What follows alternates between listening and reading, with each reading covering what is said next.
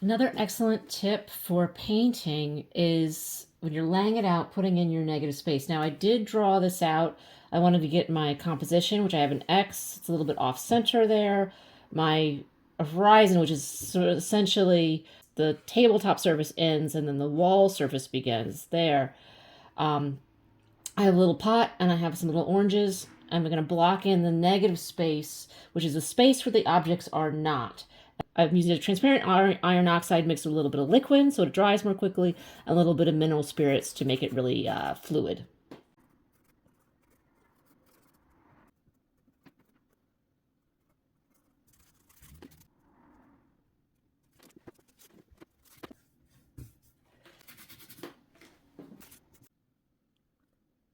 I'm going to wipe down.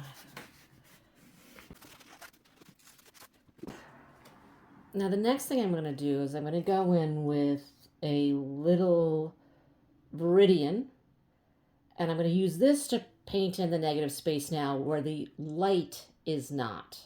So the idea, we painted where the objects are not, now we're going to paint where the light is not. And this is going to block in our shadows. And again, I'm mixing Viridian with a little bit of liquid and odorless mineral spirits. And I'm using Viridian and transparent iron oxide simply because it's fun. I really like these two colors together. They're just a fun way to play. Interesting.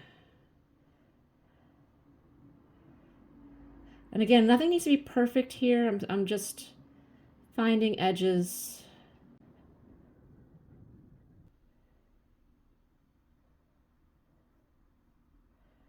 And again, I'm just being really loose, trying to find these shadows. Point the camera at the still life so you can see what it looks like. That is my setup over there. Can I zoom in? There.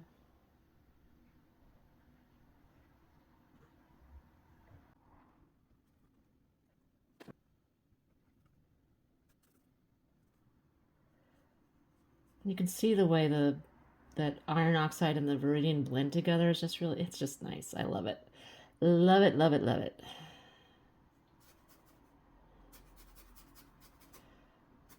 And there's this sort of cast shadow from one of the little rose hips.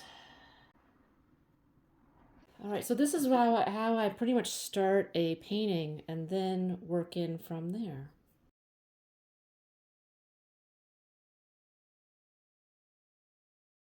In a recent video, a little tip video, I talked about wet on wet painting.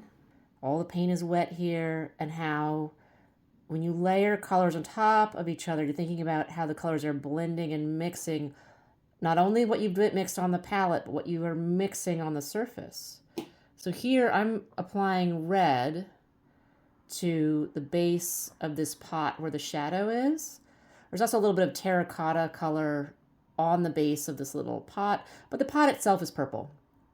And this red is going to blend when I go in with the blues and purples. And so using this red along the lip, anywhere where there's that darker sort of more shadow, I use a mixture of transparent oxide and a cadmium red medium. I've got this green here, so it's also helping to darken it because it's pulling up that green. So this is where experience comes in when you know your paints really well. You understand how they're going to blend, how they're going to mix, the consistency of the paint. Adding medium to it that's a whole other conversation, which I'll get to eventually in another video. But a lot of times people get frustrated because they struggle to layer the colors and work with what's already on the surface. And it starts to make mud and they get very frustrated. And it's extremely challenging because the paint is wet, and what is underneath, when you layer another kind of paint on top, it can pull what's underneath up. So there's a couple tricks here. If you want to erase, there is no, I mean, you can put mineral spirits on top and rub away the paint, but that makes everything really wet, which again becomes something you're fighting with. You can take another brush, a dry brush with no paint on it, and you can pull away. You can take a painting rag. I just use old clothes. Some people use paper towels. And you can pull away, but it's still wet. And so you're gonna be thinking about what is gonna layer on top of there. You'll see in a minute when I start adding the purple.